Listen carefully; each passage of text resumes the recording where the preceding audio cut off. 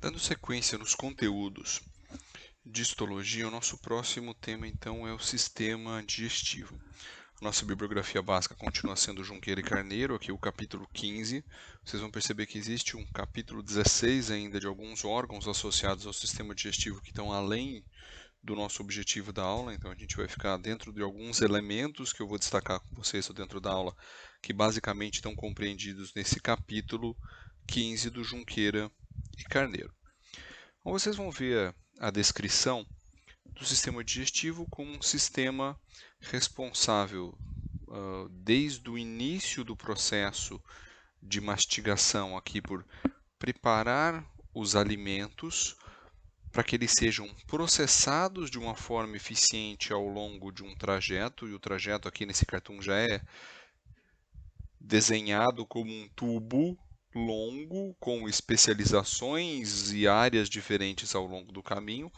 Então, para que o que foi ingerido seja processado e depois absorvido e o que não foi absorvido excretado.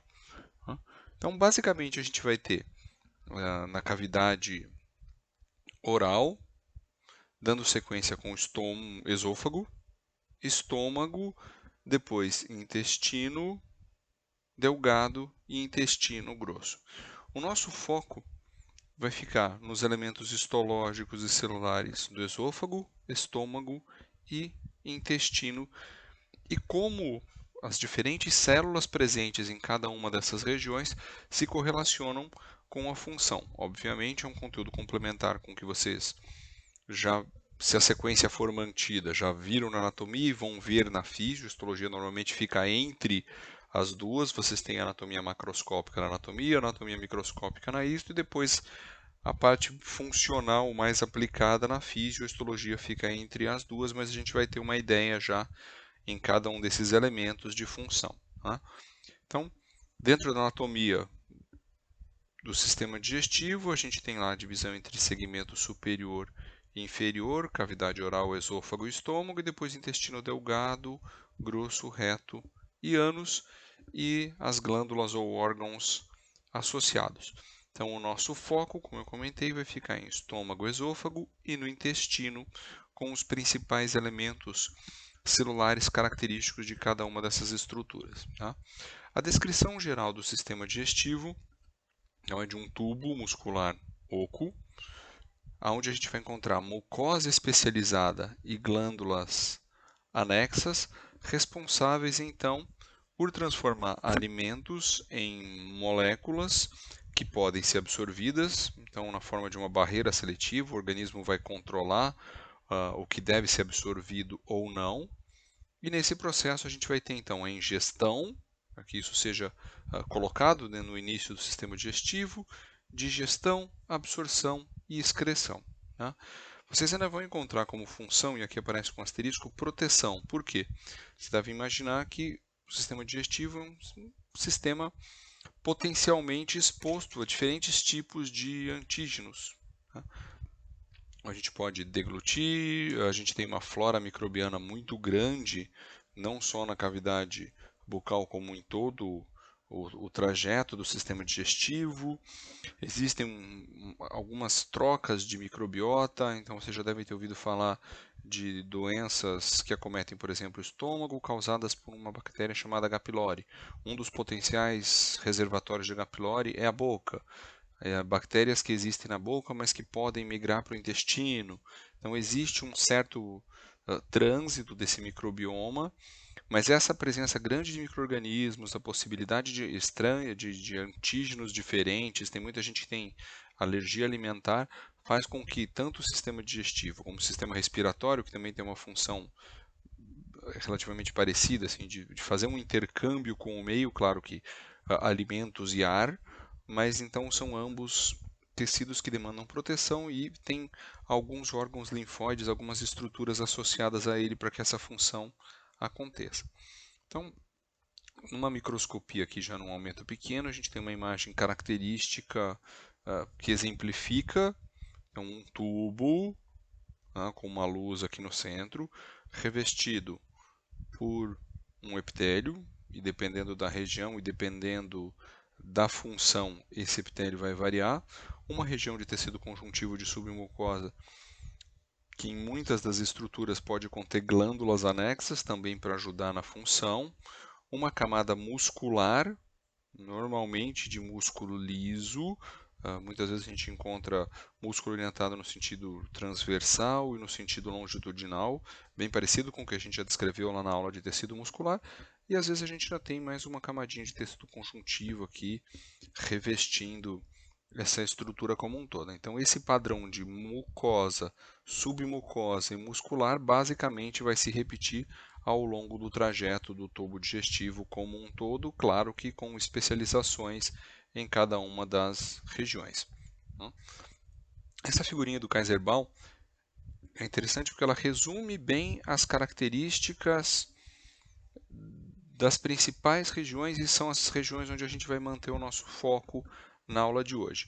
Então a gente começa pelo esôfago, passa pelo estômago, intestino delgado com duodeno, jejuno e ilho e depois o cólon lá no intestino grosso. Tá?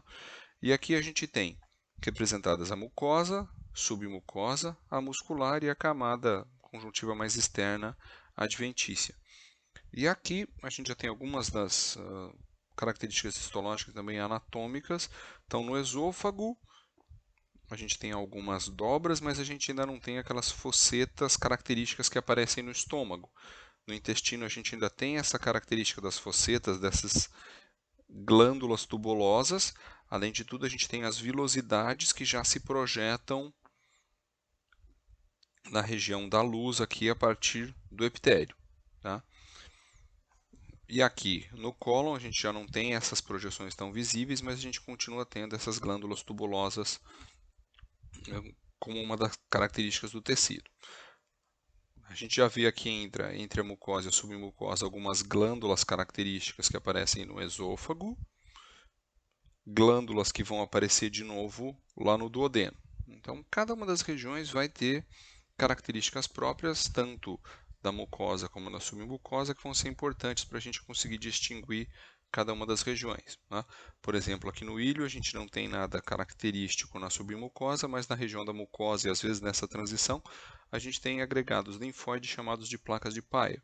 Então, cada região vai ter algumas características que vão ser importantes para a distinção, então essa figura acaba sendo um resumo geral do que a gente vai ver ao longo da aula. Né? Então, começando pela mucosa e as características gerais, eu procurei dar uma organizada aqui nos slides para facilitar a ordem, mas basicamente é o conteúdo e a descrição que vocês encontram lá no capítulo do Junqueira e Carneiro. Então, a camada mucosa serve como a camada geral de revestimento epitelial e que, na maioria das regiões, ela ainda vai ter algumas invaginações para a formação das glândulas. Na maioria das vezes, aqui, glândulas tubulosas, e algumas vezes essa invaginação forma glândulas que vão estar lá na região da submucosa. Tá?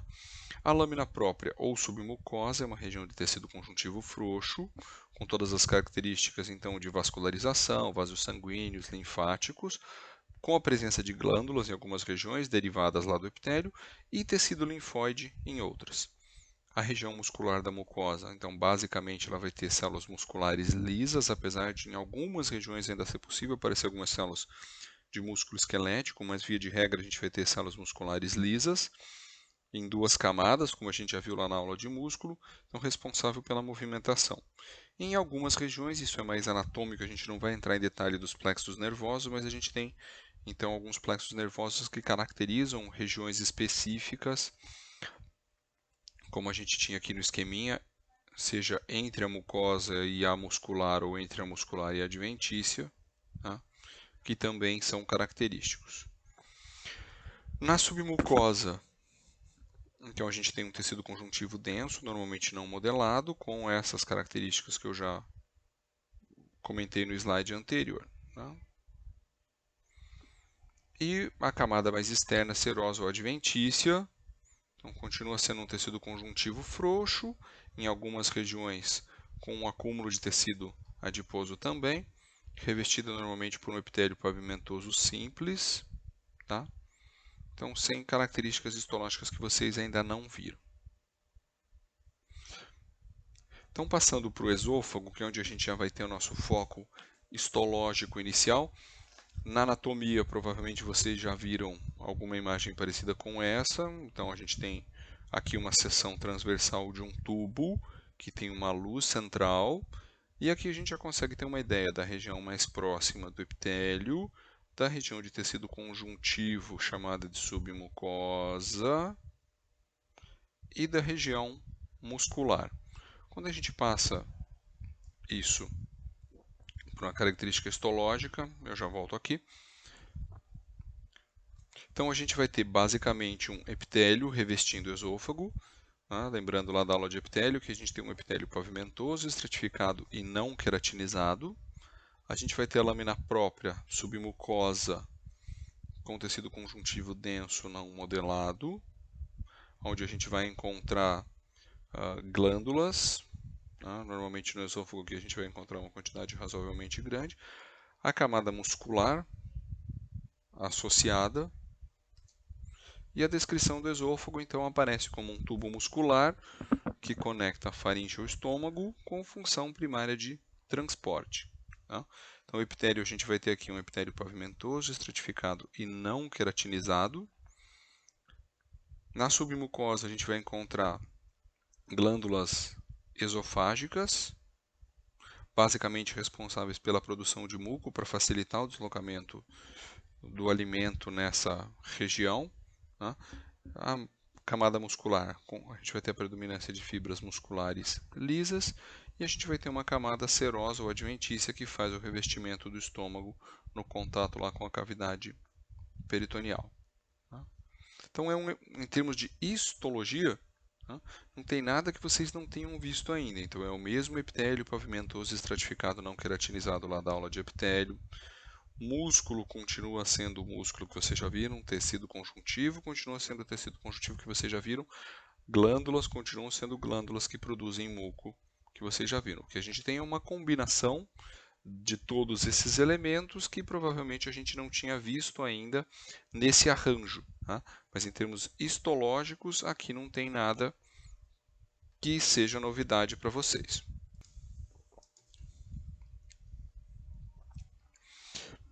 Terminando o esôfago, a gente vai ter uma transição abrupta aqui, onde a gente vai ter uma mudança histológica drástica, começando então o estômago. Né? O estômago a gente já vai ter todas aquelas pregas e nesses espaços a gente vai ter a abertura então das fossetas ou glândulas gástricas formadas por diferentes tipos celulares. A partir daqui a gente já vai ter algumas células diferentes que vocês não tinham visto em aulas anteriores. Então a gente continua com a descrição de tubo muscular dilatado, aqui que conecta o esôfago ao duodeno, lá no intestino delgado, as regiões anatômicas clássicas de cárdia, fundo, corpo e piloro. E estruturalmente, histologicamente, a gente vai ver aquelas pregas ou rugas macroscópicas e as fossetas ou gástricas que vão se abrir nessa região, então compostas pela invaginação do epitélio secretor, formando aquelas glândulas tubulosas. A função, basicamente, é de digestão. Então, começar aqui, na verdade, não começar porque com as enzimas na boca a gente já começou, mas a principal parte do processamento do que foi ingerido vai acontecer nessa região, então com o suco gástrico e todos os seus diferentes componentes. E a atividade muscular aqui também é importante para a formação do quimo, então, para o processo. Então, não é apenas uma ação química, também existe uma ação mecânica para a transformação do que foi ingerido em algo que possa ser aproveitado pelo organismo e transportado ao longo desse tubo. Tá? Vocês vão encontrar em diferentes regiões do tecido do sistema digestivo a descrição de células que podem produzir hormônios, e esses hormônios vão atuar em outros órgãos e em outros tecidos. A gente não vai entrar em detalhes funcionais disso, mas é importante saber que então várias células, não só do estômago, mas também do intestino, podem produzir substâncias que vão influenciar outras substâncias à distância em outros órgãos ou mesmo em outros sistemas. Né? O nosso foco aqui vai ser nos tipos celulares diferentes que a gente ainda não viu em aulas anteriores e como eles se organizam e essas funções endócrinas. Apenas com conhecimento a gente não vai entrar em detalhes disso. Então, o Juqueri Carneiro tem lá uma figurinha com as regiões anatômicas do estômago e vejam que apesar de algumas diferenças aqui, as características comuns são aquelas pregas ou dobras que a gente vê na região interna aqui da luz do estômago, aonde se abrem então essas glândulas, essas fossetas gástricas, um formato de glândulas tubulosas, normalmente simples, e que aparecem aqui normalmente divididas em regiões chamadas de istmo, né, quando próxima da abertura, colo na região intermediária e a base aqui.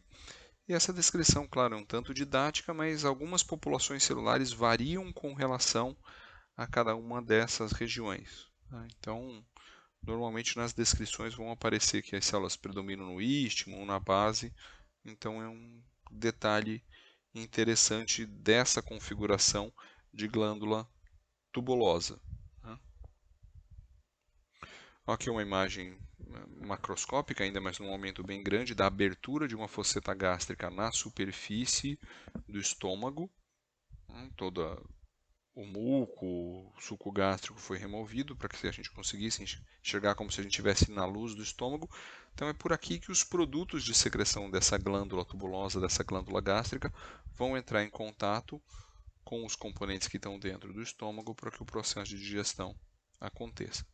Histologicamente, o que a gente consegue ver? Imaginem essa abertura aqui da fosseta, seria mais ou menos equivalente a isso. Tá? Então aqui a gente teria a luz do estômago e cada um desses pontinhos seria a abertura de uma dessas fossetas. Então aqui a gente tem o formato da glândula tubulosa. Tá?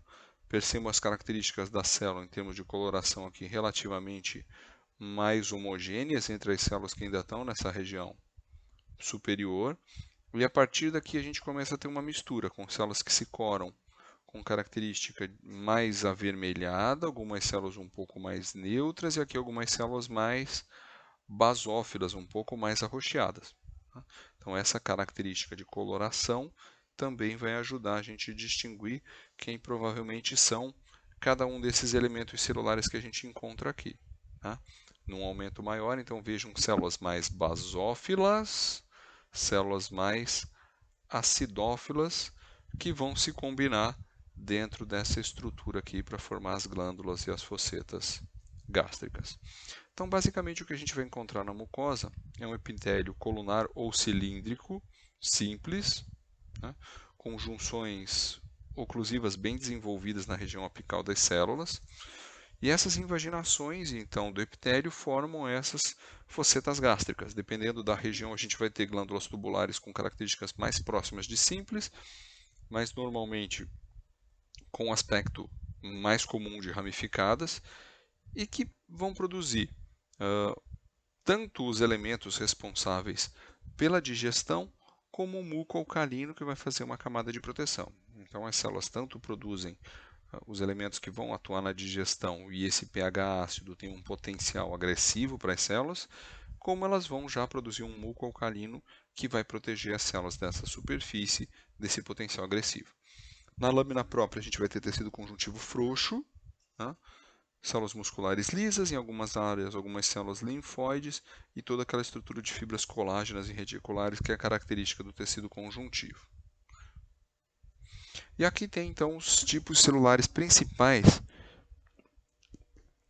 que são característicos do estômago e que não apareceram em aulas anteriores da histologia: células mucosas, células zimogênicas ou pepsinogênicas, células parietais ou oxínticas, interendócrinas e células-tronco. Então, nosso foco principal vai ficar nesses três primeiros tipos celulares aqui e como que elas se organizam nas três regiões das glândulas e qual a correlação delas com os aspectos funcionais desse sistema. Então, as células mucosas são as células que tendem a ser encontradas na região mais superficial, no revestimento das fossetas e no colo. Normalmente elas aparecem em grupos, elas podem eventualmente aparecer isoladas, a frequência delas vai diminuindo conforme a gente se aprofunda em direção à base da glândula, mas normalmente a gente vai encontrar essas células agrupadas, e são células com uma principal atividade de secreção. Elas vão produzir mucinas que vão ser o principal componente daquele muco alcalino que vai ser encontrado na superfície. Como células secretoras, elas têm características de células polarizadas, então com o núcleo retículo endoplasmático na região basal e os grânulos de secreção predominando na região apical.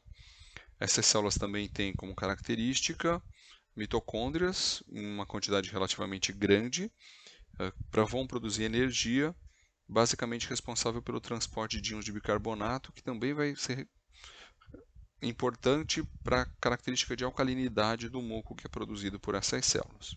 Tá? Então aqui tem uma figurinha do Kaiser-Baum, onde a gente vê a abertura das glândulas aqui, das focetas gástricas, e essas células que predominam nessa região superficial são células mucosas, aqui na microscopia óptica e aqui na microscopia eletrônica. Então a gente tem na região apical da célula vários grânulos de muco ainda não secretados. No livro eles destacam aqui algumas áreas onde tem uma quantidade grande de mitocôndrias. Então essas são células mucosas. Tá? O próximo tipo celular que é descrito são as células zimogênicas ou pepsinogênicas ou principais, em inglês elas aparecem como chief cells, então células principais, que normalmente se localizam no terço inferior ou terço médio das glândulas gástricas. Elas também são células que se caracterizam como células com intensa atividade de síntese, secreção, exportação, tá? Conferindo para essas células uma certa basofilia na região basal e os grânulos de secreção acumulados na região apical. A diferença com relação às células anteriores, que eram caracterizadas basicamente pela produção de mucinas, essas células produzem já elementos responsáveis pelo processo de digestão, como pepsinogênio, esqueçam esse S aqui, tá mais, tá? Que quando convertido em pepsinogênio vai ter essa função de endoprotease, a lipase também vai ser produzida nessa região, então o elemento sintetizado difere daquele que a gente viu nas células superficiais. Tá? Então, aqui as células zimogênicas, num esqueminha. De novo, uma célula com o núcleo mais próximo da base, os elementos de síntese e os grânulos de secreção acumulados mais próximo da região do lúmen da luz da célula. Na microscopia eletrônica, as regiões equivalentes com retículo endoplasmático, com mitocôndrias e com os grânulos aqui contendo pepsinogênio. A próxima célula que vai aparecer e que já aparece descrita aqui, então vejam que numa coloração como essa, as células zimogênicas elas tendem a ser mais eosinofílicas, mais avermelhadas, e as células parietais têm uma coloração um pouco mais neutra, tá? Mais discreta, quando comparado ao vermelho mais evidente aqui das células zimogênicas ou principais. As células parietais, no esquema, já vai ter um esqueminha um pouco maior de um outro livro, elas já têm uma característica diferente, tendo um sistema modificado aqui na membrana das células para aumentar a área e a presença de uma quantidade grande de mitocôndrias. Tá? Então, basicamente, o que essas células parietais vão ter é um canalículo intracelular com uma quantidade grande de microvesículas associada a uma quantidade grande de mitocôndrias. Então, essas são as células oxínticas ou parietais. E na descrição elas são apresentadas como células piramidais ou arredondadas. Elas tendem a ter um núcleo mais central, enquanto os outros dois tipos celulares que a gente viu normalmente têm um núcleo mais próximo da base, e o citoplasma mais eosinofílico, né? Proporcionalmente. A célula ativada basicamente vai ter como função a produção de ácido clorídrico. Então, das células que a gente viu até agora, uma produz muco e alcaliniza esse muco como forma de proteção. A outra produz primordialmente enzimas digestivas. E aqui a gente vai ter uma célula que produz ácido clorídrico para criar aquele pH ácido favorável ao processo de digestão. Para isso, a gente vai ter mitocôndrias, que vão ser responsáveis pelas bombas de hidrogênio que vão fazer o transporte.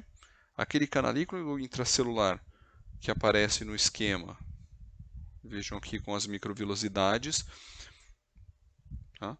Responsável então para conferir uma área maior para que essas bombas e essas outras estruturas possam trabalhar de uma forma mais eficiente. E aqui a gente tem um esqueminha também do Kaizenbaum, onde a gente consegue ver a região das células da superfície, as células mucosas, o muco que aparece nesse desenho em azul, depois as células mucosas já como um grupo menor, às vezes isolados, entre as células parietais que aparecem aqui e as células principais que aparecem aqui. Então a gente vai juntando os componentes de todas e esses componentes juntos vão ser responsáveis então por toda a parte fisiológica do processo de digestão, proteção dessas células, a combinação desses elementos.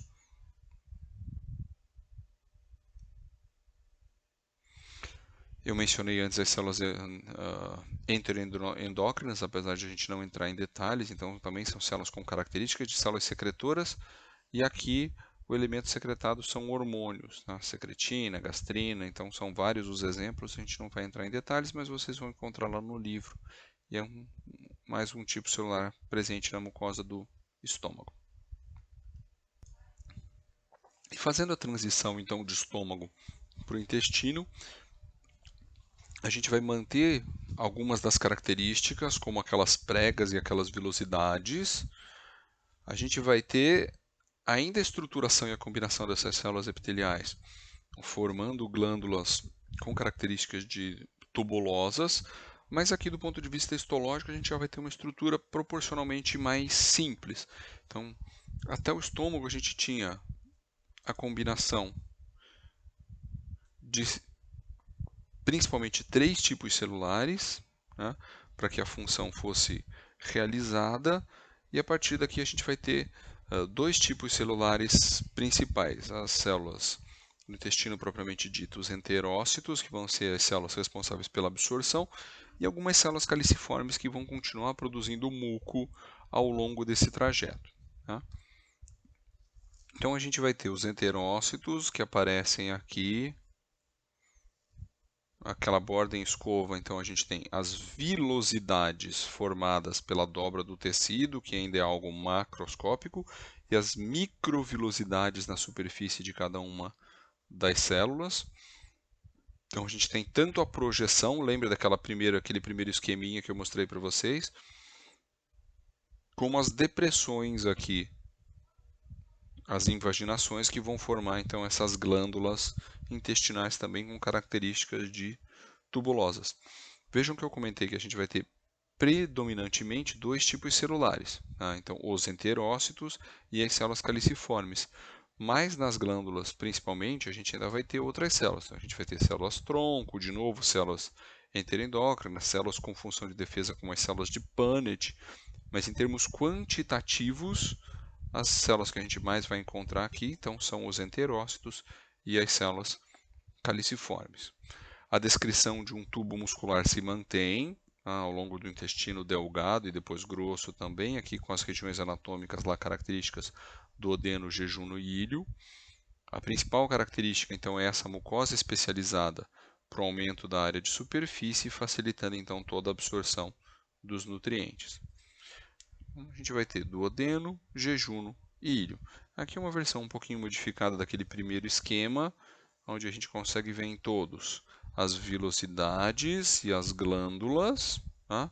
E aqui já com características únicas de cada uma das regiões, como por exemplo as glândulas de Brunner na submucosa aqui no duodeno, as placas de Peyer entre a mucosa e a submucosa no ilho e o jejuno que não tem nenhuma dessas duas estruturas. Então a gente consegue diferenciar procurando por esses componentes e comparando cada uma das estruturas. Tá? Então a descrição de estrutura especializada para aumentar a área de superfície, que consequentemente aumenta a área de absorção. Aquelas pregas ou dobras circulares, as vilosidades e as microvilosidades do intestino, dos enterócitos. Então, os nossos tipos principais celulares aqui são Então, os enterócitos, que são as células que predominam em termos quantitativos, que são as células com função absortiva. As células caliciformes, que são iguais ou muito parecidas com as células caliciformes que vocês já viram anteriormente, quando a gente viu lá epitélio glandular, era uma glândula unicelular que produz muco. Células de Punnett com função de defesa, células M também relacionadas à função de defesa, e essas células secretoras de hormônio que fazem parte desse sistema enteroendócrino. Então, começando pelos enterócitos, são células colunares altas, com o núcleo oval mais próximo da base, e aquela borda estriada em escova, onde estão presentes as microvilosidades, que caracteriza a região apical dessas células. Tá? Então, isso é derivado de uma protrusão do citoplasma, toda revestida de citoesqueleto, recoberta por membrana. E para que vocês tenham uma ideia do quanto aumenta a área apresentada das microvilosidades, ter as pregas macroscópicas, a gente tem um aumento de 3 vezes na área de absorção. Que existam as vilosidades nessas pregas, aumenta em mais 10 vezes. E ter as microvilosidades aumenta em 20 vezes. Então, juntando cada um desses elementos, a gente tem um aumento de 600 vezes na capacidade na área de absorção do intestino do que se o epitélio fosse simplesmente plano e reto. Tá? Com isso, a gente tem aproximadamente 200 metros quadrados de superfície intestinal para o processo de absorção dos nutrientes.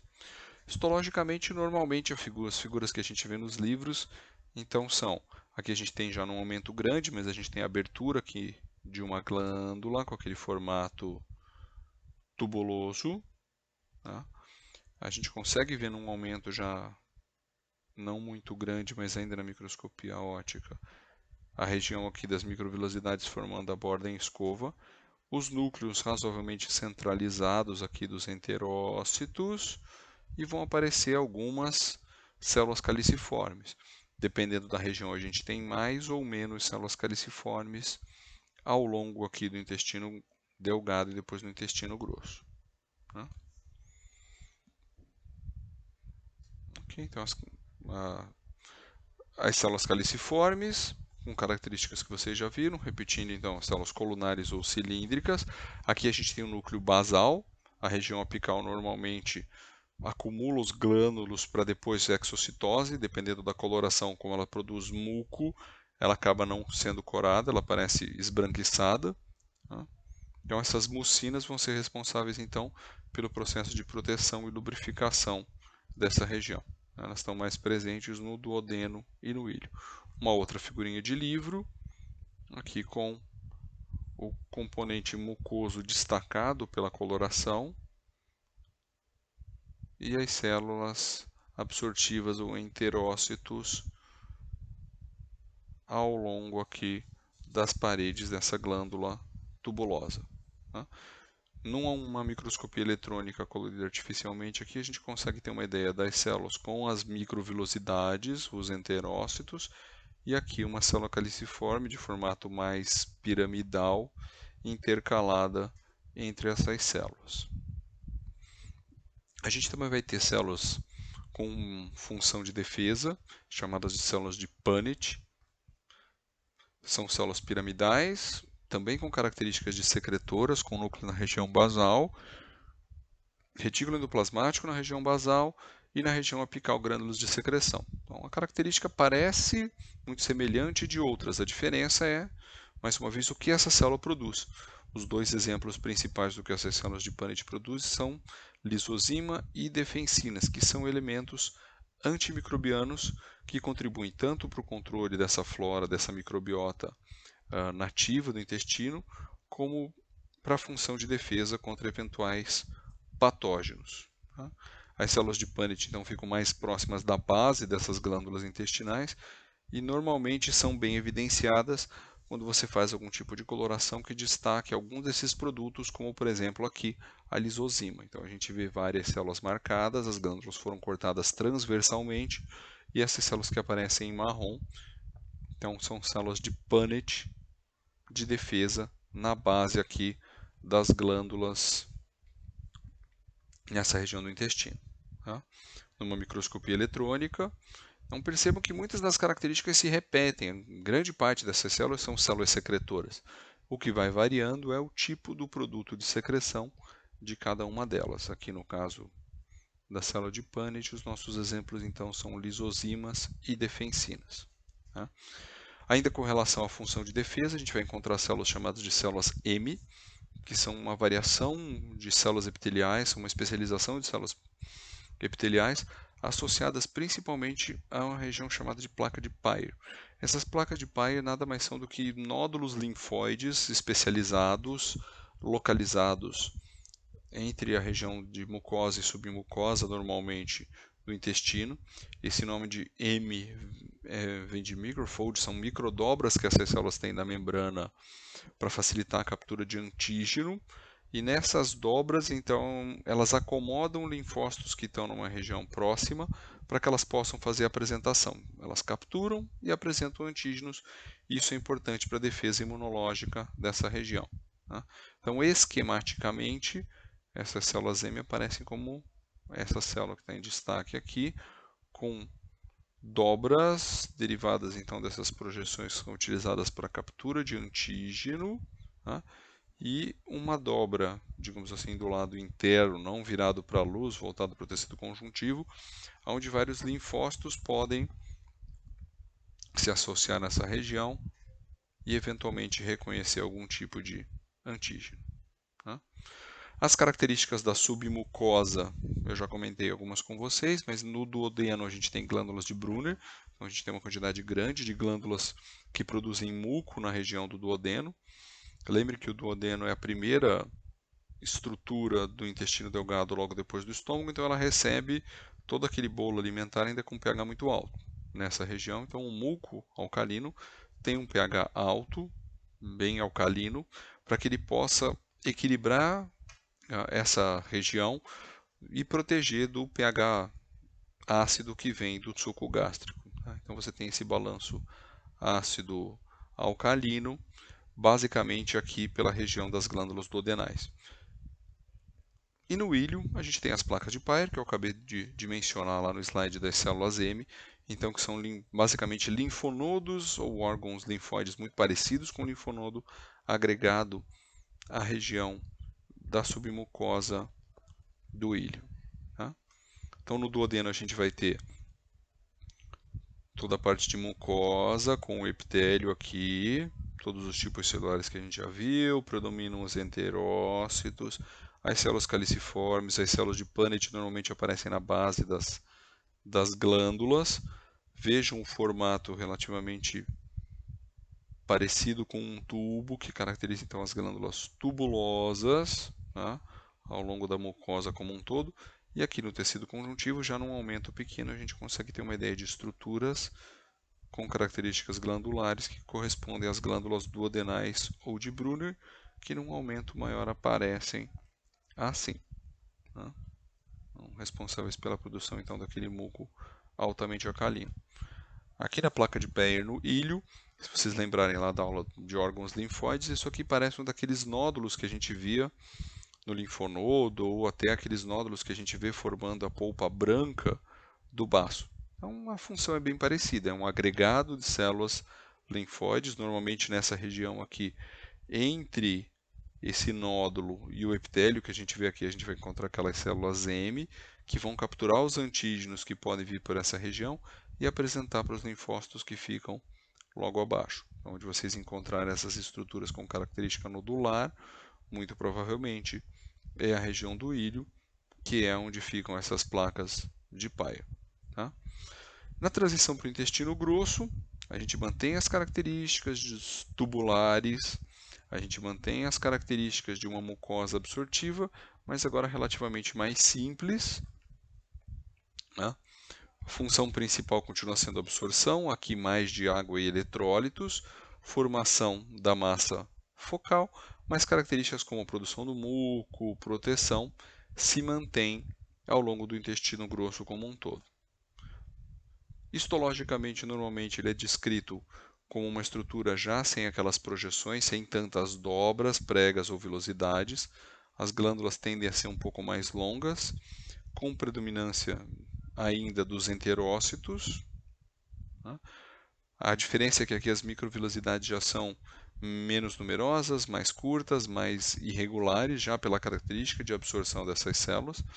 A gente ainda encontra algumas células caliciformes, a gente já encontra algumas células enteroendócrinas e algumas estruturas nodulares parecidas com as placas de Peyer, mas não tão numerosas e não tão características. Tá? A camada muscular se mantém muito parecida com aquelas camadas mais interna e externa em orientações diferentes. Então, essa lâmina de intestino grosso dessas que a gente tem na aula, talvez seja uma das que melhor dê ideia daquela estrutura tubulosa. Tá? Imaginem que cada uma então dessas projeções aqui que aparecem clarinhas é a luz de um túbulo, como se a gente imaginasse os tubinhos uns ao lado dos outros. Nesse aumento a gente já consegue ver nessa lâmina aqui também, que fica bem evidente esses pontinhos brancos correspondentes às células caliciformes que intercalam com os enterócitos. Tá? A gente já consegue ter uma boa estrutura dessa representação de glândulas tubulosas aqui no intestino grosso. Tá? Então vejam a luz do túbulo aberta aqui, a parede de um lado, a parede de outro, os enterócitos com essa coloração mais escura, as células caliciformes pela presença de muco com essa característica mais clarinha. Ok? Então, basicamente, o nosso objetivo para essa aula de sistema digestivo era apresentar essas características gerais desse tubo, mucosa, submucosa, muscular e adventícia, as principais características da mucosa com as variações de célula, então, começando lá pelo esôfago, com células que basicamente revestem para possibilitar a proteção desse órgão e o transporte, e o muco basicamente é derivado das células que estão na submucosa, chegando no estômago, onde a gente vai ter células com características diferentes, tanto para produzir muco que vai proteger e produzir os elementos, seja da parte química, seja da parte de variação do pH que vão ser responsáveis pela digestão. Passando para um tubo que continua fazendo a função de transporte, mas tem a função primordial de absorver, inicialmente com os enterócitos do intestino delgado, caracterizados pelas microvilosidades, tá? E depois essas células vão se tornando relativamente mais simples, as microvilosidades vão diminuindo conforme a gente vai avançando em direção ao intestino grosso. Então, se vocês tiverem essas características em mente e lembrarem os tipos celulares específicos e essas funções principais, é o que a gente tem como objetivos primários dessa aula de sistema digestivo. Tá? Na aula do estômago, na microscopia, no estômago de Guide, a gente vai ter uma lâmina de esôfago, uma lâmina de estômago e uma lâmina de intestino, onde a gente vai conseguir ver duodeno, jejuno e íleo.